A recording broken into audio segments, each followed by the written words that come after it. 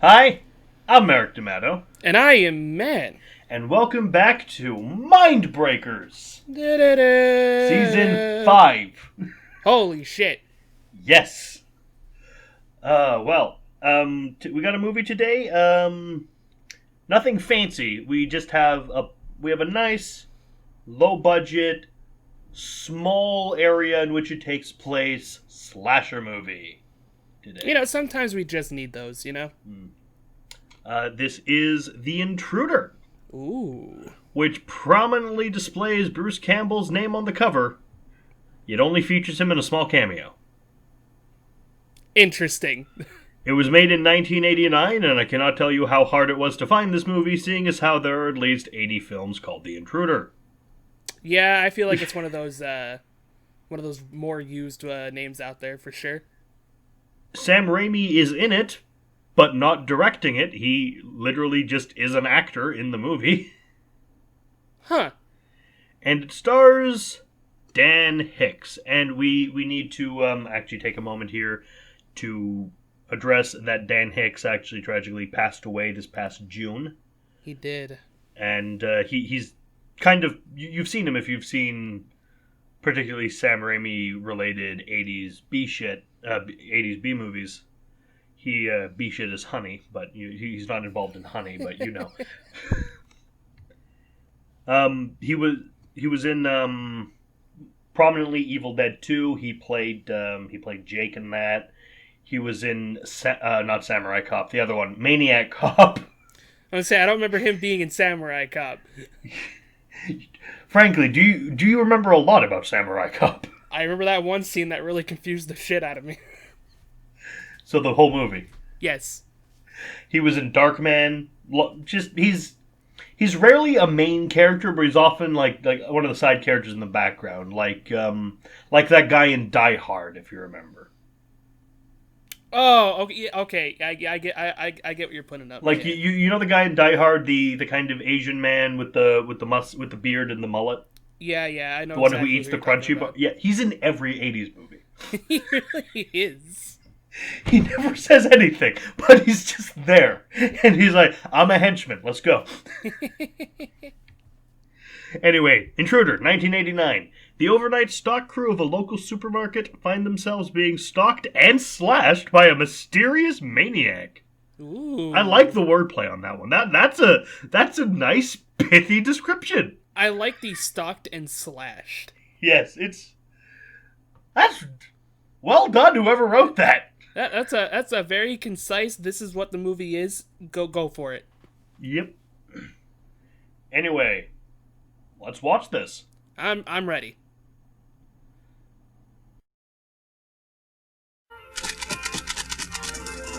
Good evening, Walnut Lake shoppers.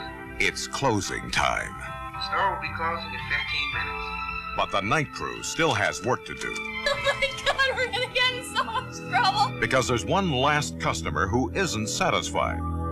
No, This creep keeps calling her. He's driving us nuts. leave me alone. He wants to slash their prices. Who's there? He wants to cut their inventory. You're crazy. In fact, he wants to chop until they all drop. I saw him kill Linda.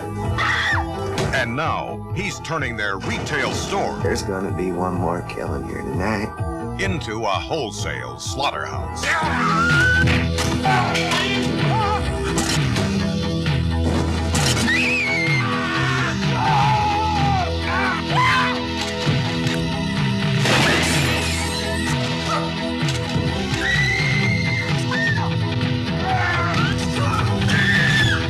I'm just crazy about this store. Intruder.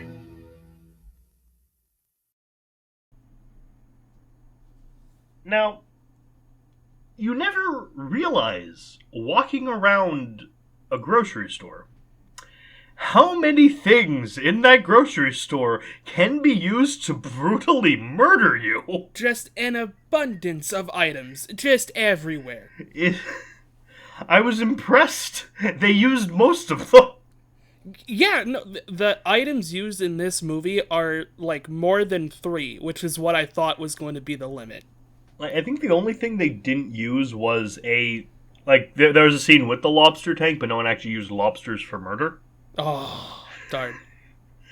And it would have been perfect if it was one of those Middle Eastern grocery stores. Oh, okay. So they could have used one of those shawarma meat cooking things to murder someone. Yeah, I feel you. But yeah, this is... We're in a grocery store, the type of grocery store that, if you think about it, is a very bad place for a slasher to hide. Because of all the cameras and the open aisles and all that? Yeah, because grocery stores are set up so you can walk down one side of the grocery store and see everything going on the other side of the grocery store. Yeah. But yeah, it's, we meet our first character whose name is Jennifer. I believe so, yes. And she's checking out the last customers, the store's closing for the night. There's this old man and his bag breaks. Oh yeah, I don't. I like this old man. He doesn't do anything, but I like him. Yeah, me too. Because you can tell he shops at the store a lot. And when the two girls are gossiping, he's just like, "Am I interrupting something?" He's not getting up and he's like, "Okay, they're doing this again. All right, I'll wait." Yeah, you always gotta love those like old customers that just they know the employees by either face or by name, and they just don't want to bother anyone. Yeah. I love those kind of guys. So they go through. Then we meet Craig. Ah, yes. Craig. Red herring Craig.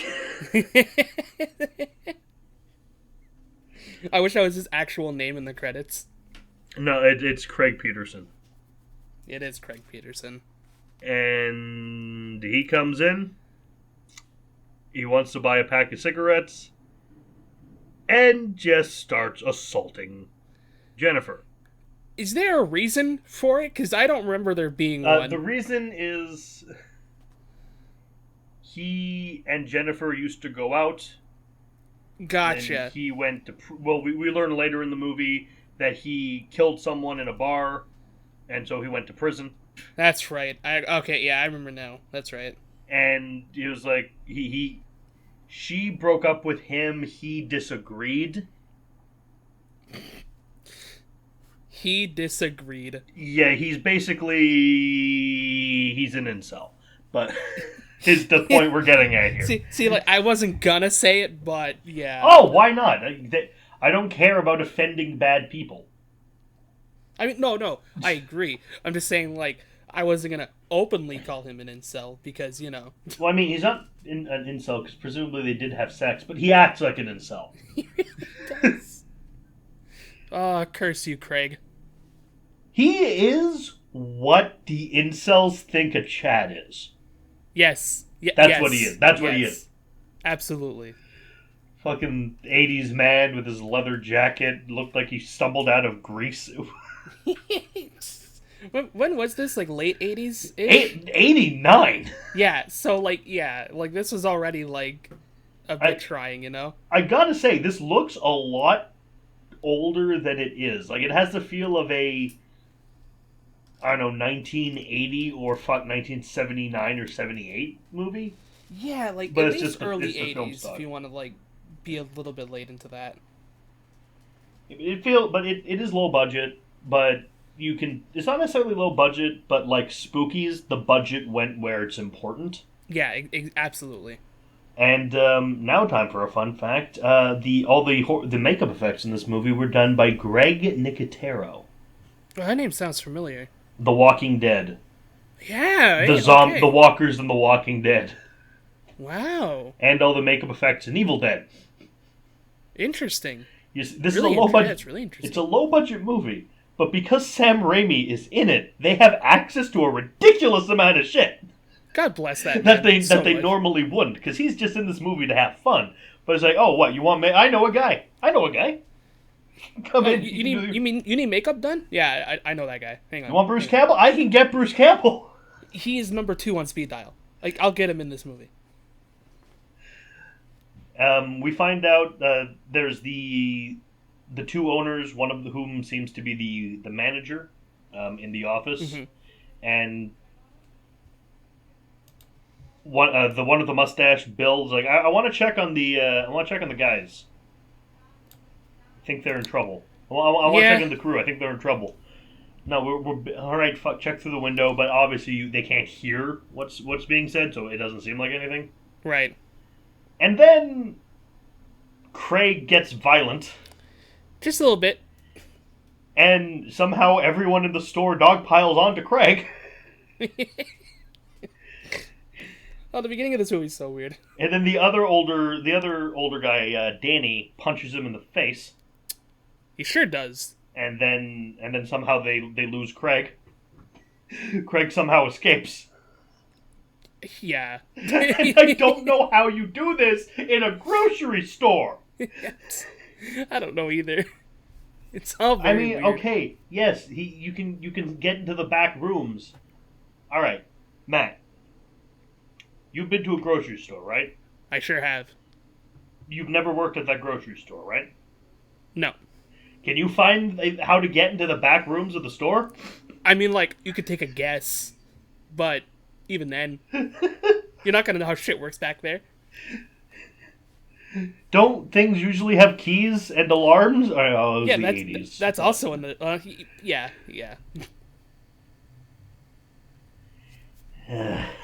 Plus, I mean, there's something else about the story that we learn very soon that may be the cause of maybe missing alarms or missing keys. True. No, it's not haunted. There's no ghosts in this movie. Oh, damn. Oh, oh my god. I would have been so down. Yeah. Ghosts are always cool. Ghosts are always cool. Who are you going to call? Well, I would say Ghostbusters, but I don't know if I want that now. I'll call the 80s Ghostbusters. That'll do the trick. How about the animated Ghostbusters? Or the animated Ghostbusters. Well, I want Garfield's voice to I'm sorry, the ghost. Technically, Bill Murray is also Garfield's voice. Oh, shit. But Yeah. Okay.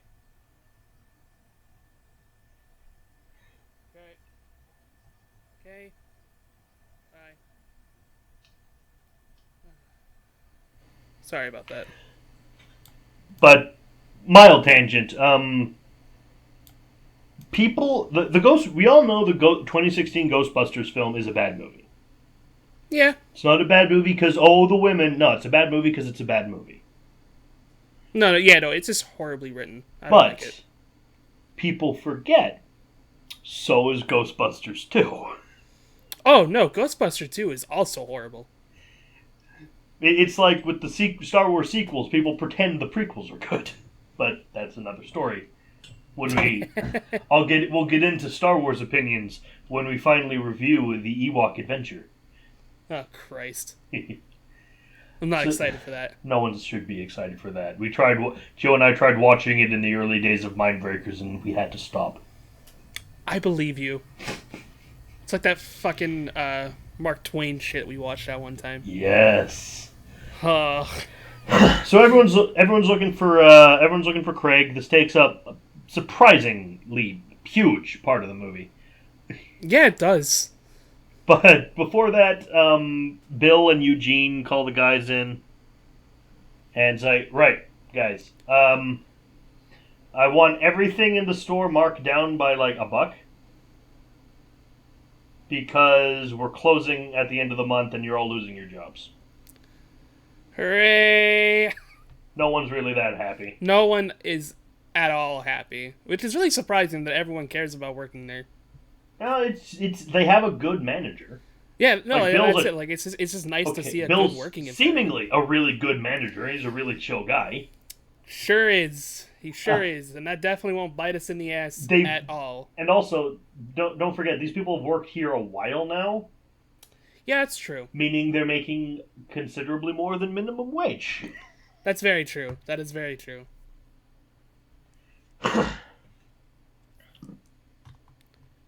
So yeah, the store's going up for closing. They're all doing their jobs. Yep.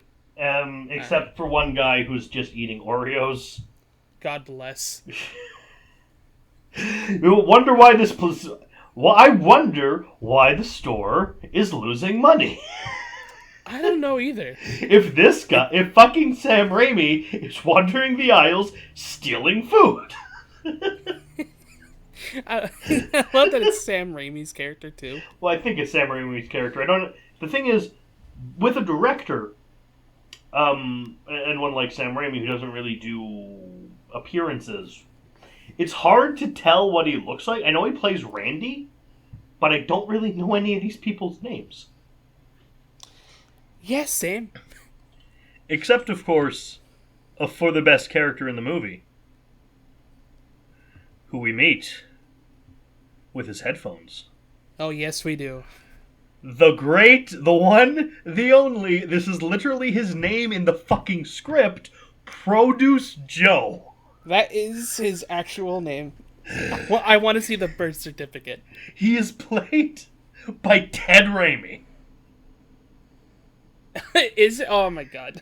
Who he was in all the Spider-Man movies. He was in Ash vs. the Evil Dead. He was in Army of Darkness.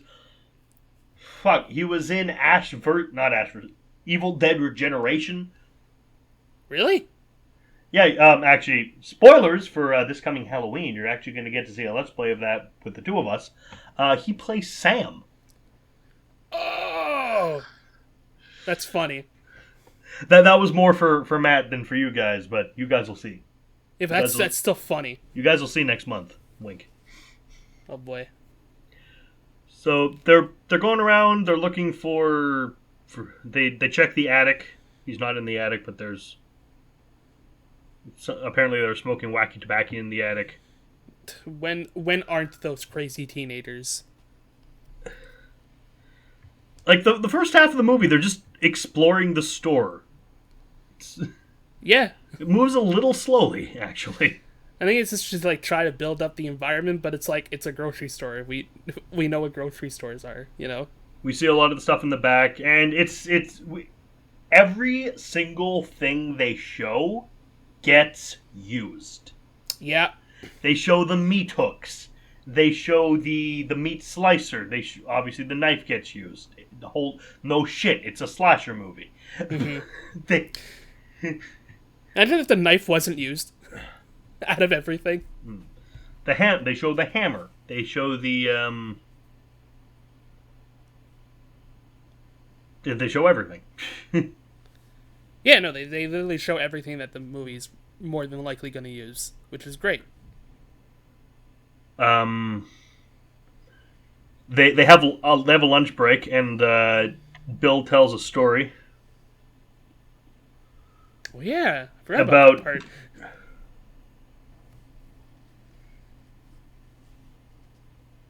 And he used to be a volunteer fire department man. No, he used to be a whole volunteer fire department. Yeah. And they were at an accident, and some guy he takes his burger with him, and then one of the bodies is missing a head, and he comes walking down the interstate, bleeding head in one hand, hamburger in the other. Oh, this movie's wacky. This movie's very wacky. God, what a crazy cast of characters this movie has. But also not really. Yeah, that's it, right? It's like... Then someone has to go home because her boyfriend's worried about her. Oh, they catch Craig and they throw him out. Oh yeah, that's right. He just comes up as all like, I want my change!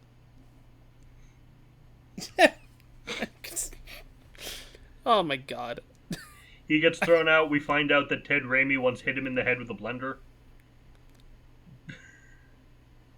Man, I'm gonna be real. I literally just watched this movie and I barely remember the beginning, but I remember that. I remember the blender part. Wow, it's Ted Raimi hitting a man in the head with a blender. Okay, it's they draw so much attention to it. It's so wild. I love it. And Ted Raimi is just such a memorable goblin of a man. I love the guy, but you got to be honest. He looks like a goblin. No, he does. I'm 100% with you on that. They get him out. The other blonde girl, she leaves, and then she goes to a car, then gets her throat cut with the old classic slasher thing of you get in the car and oh no, the slasher's already in the car. I've seen this in so many slasher movies. So many. Halloween, I think, does it. Except that nurse survives at the beginning. Spoilers. Spoilers for the first 10 minutes of a movie from the fucking 70s. Oh my god, it is that old, eh? Yep. Shit. God. Then people start to die. Yeah, dropping like flies, one after the other. Bill doesn't want to sell the store. Danny gets killed by being head slant. He gets Joker magic tricked on one of those receipt spikes. Yeah. He survives. He fucking does. Somehow. But we're not questioning this movie's logic. Someone throws a box cutter at somebody. Yeah. People just do stuff for a bit until people start to die. That's kind of the whole movie. It's like stuff happens. Someone gets stabbed with a meat hook.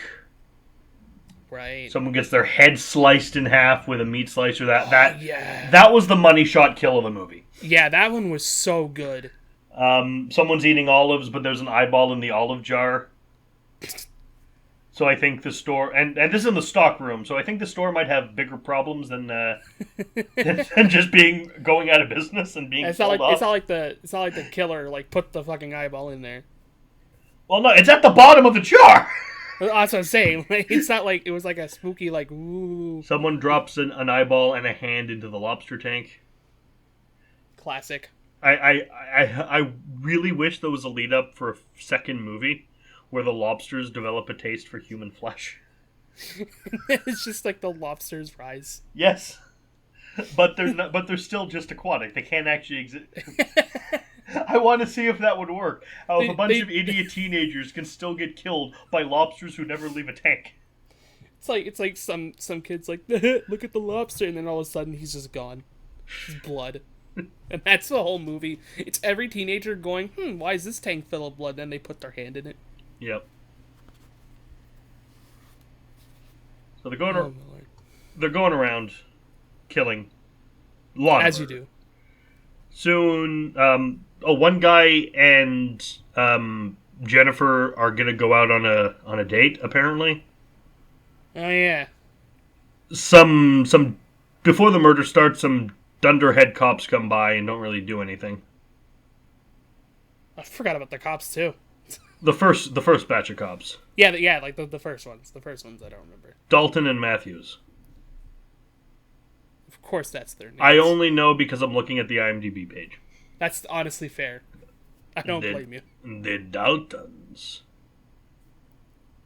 Fucking Lucky Luke. When does the guy get his fucking head crushed in? Oh yeah, the hydraulic press! That one was fucking badass. Yeah, that was cool. He got Terminated. It was great. He got straight up Terminated. And we're not going to tell you who gets what death. I personally recommend watch the movie. Yeah, honestly, yeah, it's fun kind of guessing who's going to get what end of the stick.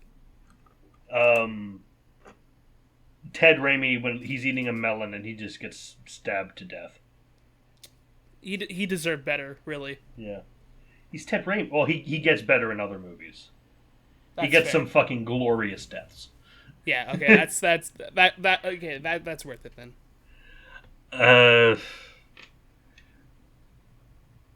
Then eventually the old setup of Jennifer is the last one alive, wandering the store, finding all the dead people, like at the end of Halloween, and at the end of Friday the 13th. This is just a slasher trope. Yeah. Craig's there. Turns out they all thought Craig was the killer, but oh no, Craig's not the killer. Oh.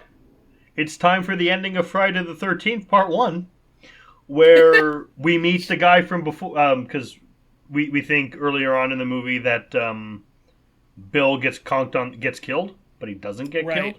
And then we see the supposedly friendly face in this film, in this case, Bill, in Friday the 13th, Pamela Voorhees, sorry.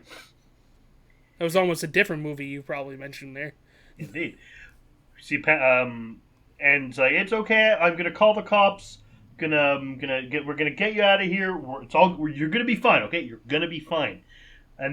But she was previously chased through the store by the killer, she couldn't see his face, but she did stab him in the hand with a meat hook. Oh, right. Silly Bill! That's the hand he's using for the phone, and it's still bleeding. Darn. He almost got away with it, too. Yep. And you know what the sad thing is? I wanted him to. Right? Because he seems like such a nice guy, even after you find out he's a murderer.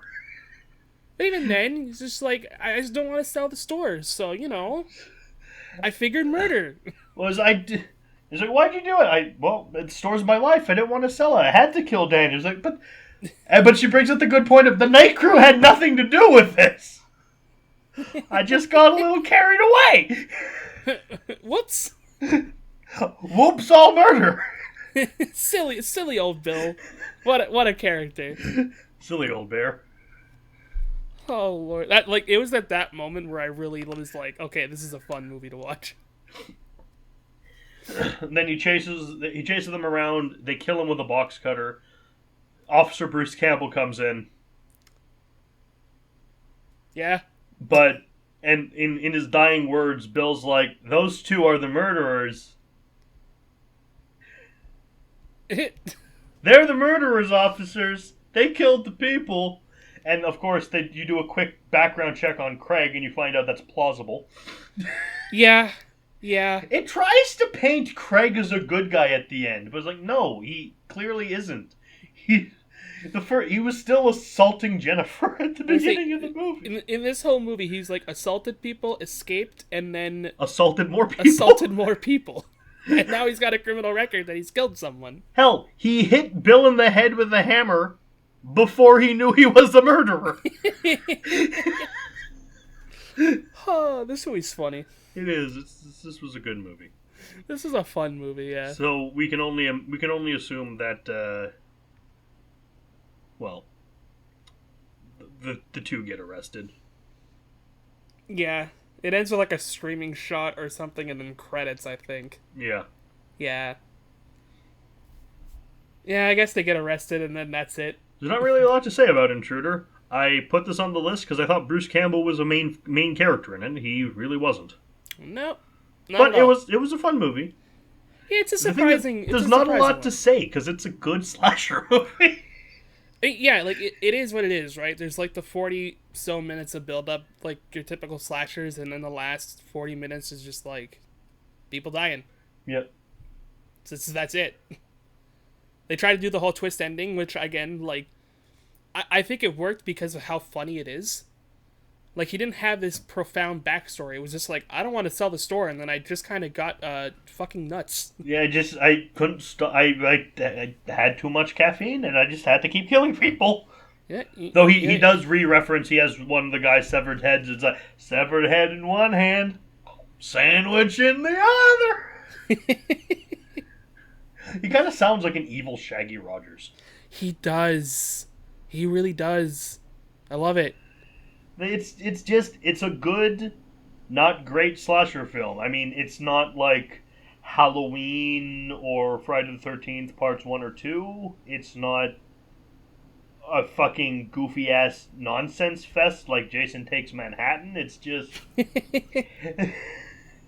it's just a middle-of-the-road, serviceable, does-the-job slasher flick.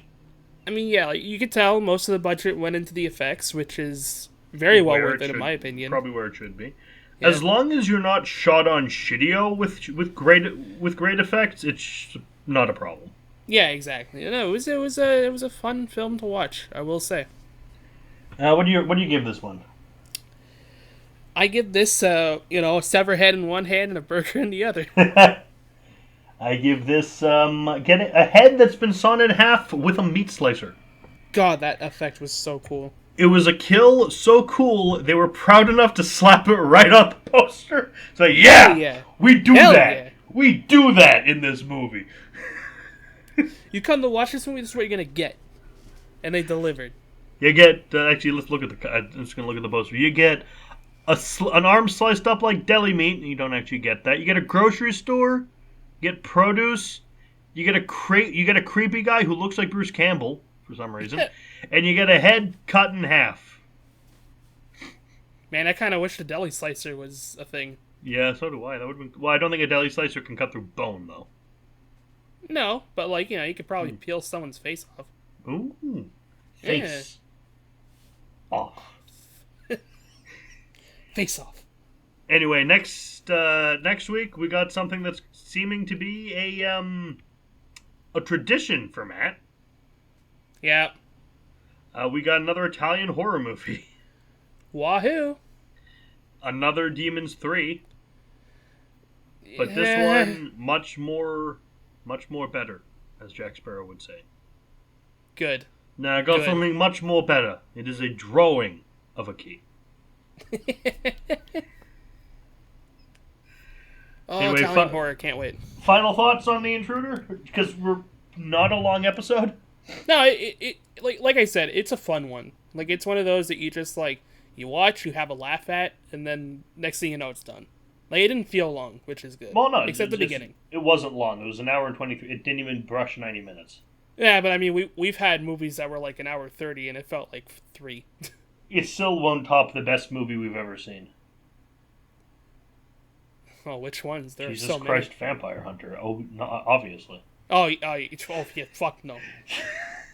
Nothing will ever top that. That movie was a godsend, pun intended. It was so fucking something. Holy shit. I know we've already reviewed this movie, and we've talked about it a lot before, but I still have to say about Jesus Christ Vampire Hunter. No one can be told what this movie is. They have to discover it for themselves. Yeah, like, I remember like sitting down when we were doing that, and you were like, we're gonna watch this. And I was like, I have no idea what the fuck this is. And then by the end, I was so flabbergasted. You still had no idea what the fuck it was? Yeah, I still don't know what it is. I could watch it again, and I'll probably even be more confused. That is the glory of the Jesus Christ Vampire Hunter. Anyway, see you all next week. Ciao, guys. Yeah, see it. And cut.